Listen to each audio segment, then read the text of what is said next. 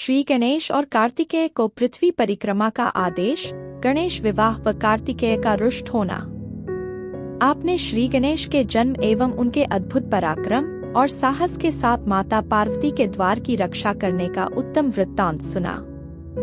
अब आप सुनिए, जब भगवान शिव ने गणेश को पुनर्जीवित करके अनेक आशीर्वाद प्रदान किए, तब उसके पश्चात वहाँ क्या हुआ। तत्पश्चात भगवान शिव पार्वती अपने दोनों पुत्रों गणेश और कार्तिकेय के साथ आनंद पूर्वक अपने निवास कैलाश पर्वत पर रहने लगे। वे दोनों अपने माता पिता की भक्ति भावना से पूजा अर्चना करते थे, जिससे शिव पार्वती बहुत प्रसन्न होते। धीरे धीरे ऐसी ही लीलाओं के बीच समय बीतता गया और गणेश व कार्तिकेय युवा हो गए। तब एक दिन शिव पार्वती साथ साथ बैठे हुए आपस में बातचीत कर रहे थे। देवी पार्वती ने भगवान शिव से कहा कि प्रभु, हमारे दोनों ही पुत्र विवाह के योग्य हो गए हैं, अतः हमें अब दोनों पुत्रों का विवाह कर देना चाहिए। तब दोनों ये विचार करने लगे कि पहले गणेश का विवाह किया जाए या कार्तिकेय का। जब माता पिता ने अपनी इच्छा पुत्रों को बताई तो उनके मन में भी विवाह की इच्छा जाग उठी। दोनों पुत्र विवाह के लिए सहर्ष तैयार हो गए। तब भगवान शिव अपने पुत्रों से बोले, हे पुत्रों, तुम दोनों ही हमारे लिए प्रिय हो, परंतु हम इस असमंजस में हैं कि तुम दोनों में से पहले किसका विवाह किया जाए। इसलिए हमने एक युक्ति निकाली है। तुम दोनों में से जो भी पृथ्वी की परिक्रमा करके पहले लौट आएगा, उसका विवाह पहले किया जाएगा। अपने पिता के ये वचन सुनकर कुमार कार्तिकेय तुरंत अपने वाहन पर सवार होकर यथाशीघ्र पृथ्वी की परिक्रमा करने हेतु माता पिता की आज्ञा लेकर निकल पड़े, परंतु श्री गणेश वहीं यथावत खड़े होकर कुछ सोचने लगे। तत्पश्चात उन्होंने घर के अंदर जाकर स्नान किया और पुनः माता पिता के पास आए और बोले, आप दोनों मेरे द्वारा लगाए गए इन आसनों को ग्रहण कीजिए। मैं आप दोनों की परिक्रमा करना चाहता हूँ। तब भगवान शिव और देवी पार्वती ने हर्षपूर्वक आसन ग्रहण कर लिया। शिव पार्वती के आसन पर बैठ जाने के पश्चात गणेश ने उन्हें हाथ जोड़कर बारंबार प्रणाम किया और उनकी विधि विधान से पूजा अर्चना की। पूजा करने के बाद उन्होंने भक्ति भाव से उनकी 7 बार परिक्रमा की। माता पिता की 7 बार परिक्रमा करने के पश्चात गणेश हाथ जोड़कर प्रभु के सामने खड़े हो गए और बोले, आपकी आज्ञा को मैंने पूरा किया। अब आप यथाशीघ्र मेरा विवाह संपन्न कराएं। यह सुनकर शिव पार्वती ने गणेश से पृथ्वी की परिक्रमा कराने के लिए कहा। उन्होंने कहा कि जिस प्रकार कार्तिकेय पृथ्वी की परिक्रमा करने गए हैं, तुम भी जाओ और उनसे पहले लौट आओ, तभी तुम्हारा विवाह पहले हो सकता है। शिव शिवा के ये वचन सुनकर गणेश बोले, आप दोनों तो महाबुद्धिमान हैं। आपके ज्ञान की कोई सीमा नहीं है। आप धर्म और शास्त्रों में पारंगत हैं।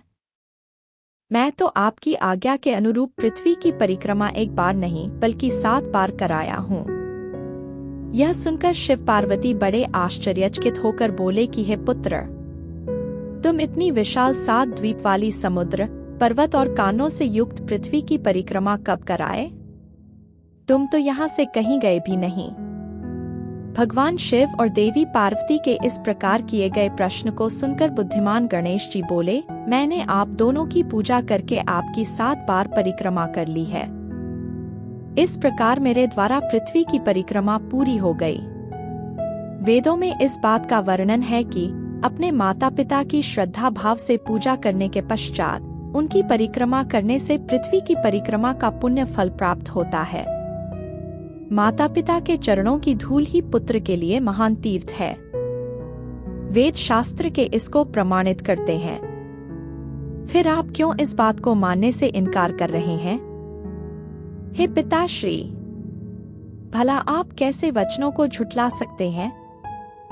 कृपा कर बताइए कि शास्त्रों के अनुसार क्या मैं गलत हूँ? इस प्रकार गणेश जी के वचन सुनकर शिव पार्वती अत्यंत आश्चर्यचकित हुए। अपने पुत्र गणेश को वेदों और शास्त्रों का ज्ञाता जानकर उनकी प्रसन्नता की कोई सीमा न रही। तब मुस्कुराते हुए भगवान शिव पार्वती बोले, हे प्रिय पुत्र, तुम बलवान और साहसी होने के साथ साथ परम बुद्धिमान भी हो। यह सत्य है कि जिसके पास बुद्धिबल है वही बलशाली भी है। बिना बुद्धि के बल का प्रयोग भी संभव नहीं होता। बुद्धिहीन मनुष्य संकट में फंस जाने पर बलशाली होने के बावजूद भी मुक्त नहीं हो पाता। वेदशास्त्र और पुराण यही बताते हैं कि माँ बाप का स्थान सबसे ऊपर होता है। उनके चरणों में ही स्वर्ग है। अपने माता पिता की आज्ञा का पालन करना ही पुत्र का एकमात्र धर्म है। उनकी परिक्रमा पृथ्वी की परिक्रमा से भी बढ़कर है। अतः तुम्हारी बात सर्वथा सत्य है। तुमने कार्तिकेय से पहले ही पृथ्वी की परिक्रमा पूर्ण कर ली है। अतः हमें तुम्हारा विवाह सबसे पहले और शीघ्र ही करना है।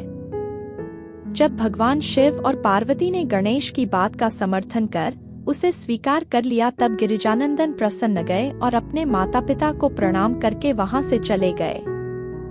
महादेव जी अपनी प्रिया पार्वती जी के साथ बैठकर इस चिंता में डूब गए कि हम विवाह के लिए वधू की खोज कहाँ करें। जब वे इस प्रकार विचार कर रहे थे, तभी प्रजापति विश्वरूप कैलाश पर्वत पर पधारे। जब महादेव ने उनसे कैलाश आगमन का कारण जानना चाहा, तब प्रसन्न हृदय से विश्वरूप जी ने कहा, हे भगवान, मैं आपके पास अपनी 2 पुत्रियों सिद्धि और बुद्धि के विवाह का प्रस्ताव लेकर आया हूँ। प्रभु, सिद्धि और बुद्धि सुंदर और सर्वगुण संपन्न हैं। मैं उनका विवाह आपके पुत्र से करना चाहता हूँ। प्रजापति विश्वरूप के वचन सुनकर भगवान शिव और देवी पार्वती बहुत हर्षित हुए और उन्होंने उनका विवाह प्रस्ताव स्वीकार कर लिया। भगवान शिव शिवा ने अपने प्रिय पुत्र गणेश का शुभ विवाह सिद्धि बुद्धि के साथ आनंद पूर्वक संपन्न कराया। इस शुभ अवसर पर सब देवता हर्ष पूर्वक सम्मिलित हुए। तत्पश्चात श्री गणेश अपनी दोनों पत्नियों के साथ आनंद पूर्वक विहार करने लगे। काफी समय व्यतीत हो जाने के पश्चात उनके 2 पुत्र उत्पन्न हुए। सिद्धि से उत्पन्न पुत्र का नाम शुभ तथा बुद्धि से प्राप्त पुत्र का नाम लाभ रखा गया। इस प्रकार श्री गणेश अपनी दोनों पत्नियों और पुत्रों के साथ आनंद पूर्वक रहने लगे। जब श्री गणेश को सुखपूर्वक अपना जीवन व्यतीत करते हुए काफी समय बीत गया, तब कुमार कार्तिकेय पृथ्वी की परिक्रमा पूरी करके लौट आए। वे घर पहुंचने ही वाले थे कि रास्ते में ही उनकी भेंट नारद जी से हो गई। तब नारद जी ने कार्तिकेय से कहा कि तुम्हारे माता पिता ने तुमसे सौतेला व्यवहार किया है। तुम्हें पृथ्वी की परिक्रमा पर भेजकर तुम्हारे भाई गणेश का 2 सुंदर कन्याओं से विवाह कर दिया है। अब तो उनके 2 पुत्र भी हो चुके हैं और वे आनंद पूर्वक अपना जीवन सुख से बिता रहे हैं। यह तुम्हारे माता पिता ने अच्छा नहीं किया है।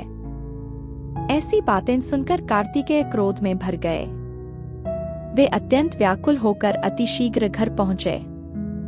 क्रोध के कारण उनका मुख लाल हो गया था। कैलाश पर्वत पर पहुंचकर उन्होंने अपने माता पिता को हाथ जोड़कर प्रणाम किया। तत्पश्चात उन्होंने अपने माता पिता से इस विषय पर अपनी नाराजगी प्रकट की। कार्तिकेय ने कहा कि आप दोनों ने अपने ही पुत्र को धोखे से यहाँ से भगा दिया और अपने प्रिय पुत्र गणेश का चुपचाप विवाह रचा दिया। आप दोनों ने मेरे साथ सौतेले पुत्र जैसा व्यवहार किया है।